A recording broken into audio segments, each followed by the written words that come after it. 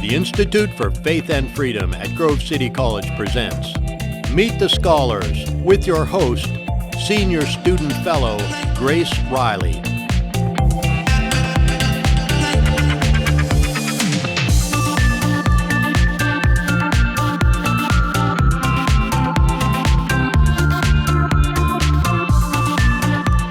Hello and welcome to Meet the Scholars. My name is Grace Riley, and today I'm joined by Robert Ryder, who is the Senior Director of the Institute for Faith and Freedom at Grove City College.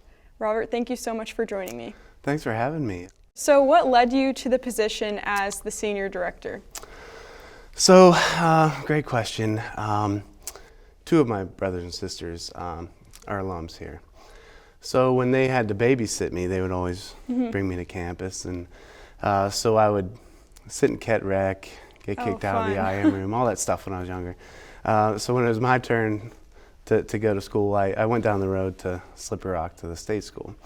So after Slippery Rock, I got a job in Pittsburgh in a nonprofit company. My wife and I started having a family and children, and we didn't want to start a family in the particular neighborhood that we were living, so we looked and looked and looked for houses, and so we found one in Grove City and we moved back here. And I was commuting for quite some time, and this job for media relations, website and email and all that opened up for what was the Center for Vision and Values.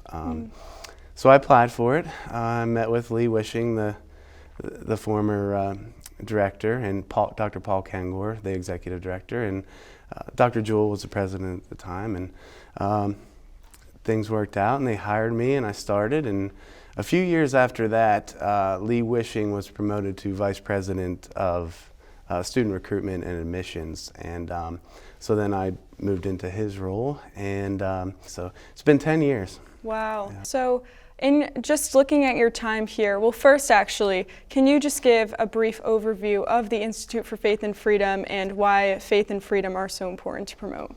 Sure. So when I try to give not an elevator pitch, right, unless we're going 100 stories because it's kind of long, but I try to break the Institute down into sort of three paths, main paths that we work on. One is research and scholarship that we promote, we produce, and we publish via our website, via white papers and print editions. And most of that scholarship is from Grove City College faculty. So that's one track that we work on. Another one is working with our alumni, trying to just be there for them if they need anything, or sometimes they help us. If we have a current student that needs something, we would go to the alumni. And the third and final track, which I like them all, and I enjoy the job every day, but one of my favorites is this third track. It's the Student Fellow Program. And each year, it continues to grow.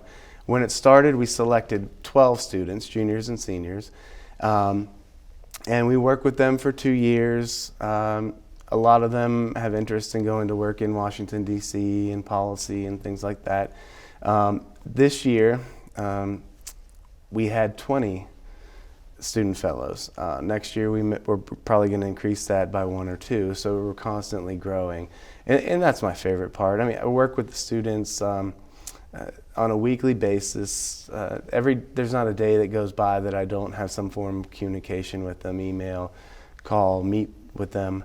And then it's really rewarding to see when they become alumni and see what's happening and down the road. And it's a job, you get paid, but there's also friendships and lifelong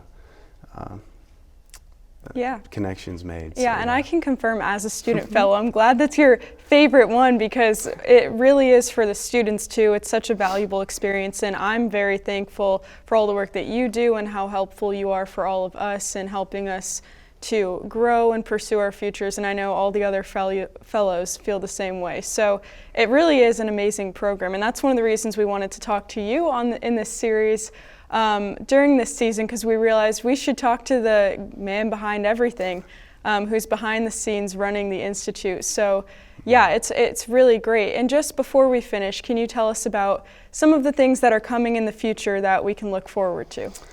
Yeah, so we're really excited. So this is year 2 of the podcast of Liberty Mail, year 3 of this series, Meet the Scholars. And you know, people are joining us on the YouTube channel. I would encourage them to browse and see the years past. And it's a lot of content there, which is really great. But going forward, we want even more content.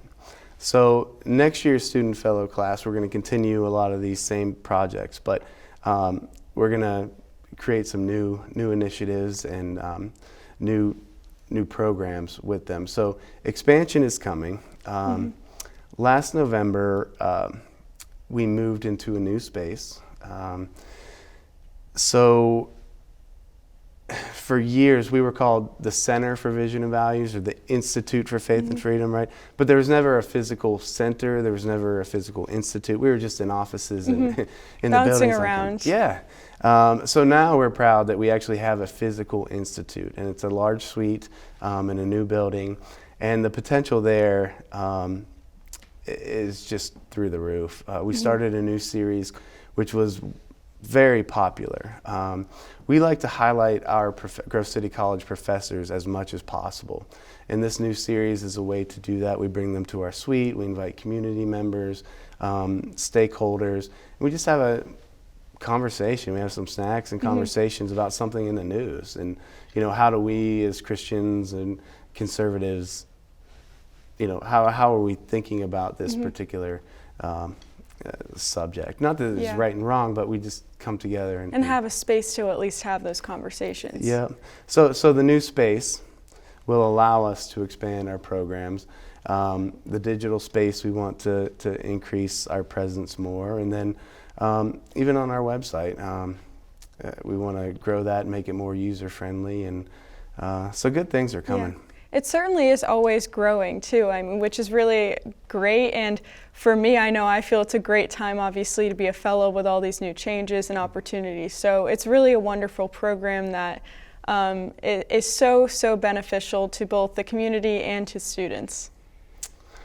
Yeah, we hope so. And you know, with the new space, maybe we can grow a little bit larger. There's only 3 of us full time, and you know, we get cheap labor with the student fellows. Yes, that's true. But you know, we'd like to expand, and then, you know, the possibilities are endless. I mean, we could go regionally. We could start doing events in Cincinnati and Buffalo and Baltimore and DC, and so the future is pretty bright for us. Yeah, that's amazing. Well, really exciting things coming, and thank you so much for joining me and giving our audience a bit of a look on the inside of IFF and just giving them the opportunity to hear your story and some behind the scenes exciting things that are coming. Thanks for having me. It was fun. Thank you. Thank you for tuning in to this episode of Meet the Scholars. We look forward to seeing you next time. Make sure that you check out the Institute for Faith and Freedom's work on our YouTube channel, podcast platforms, and on our website, and we'll see you next time.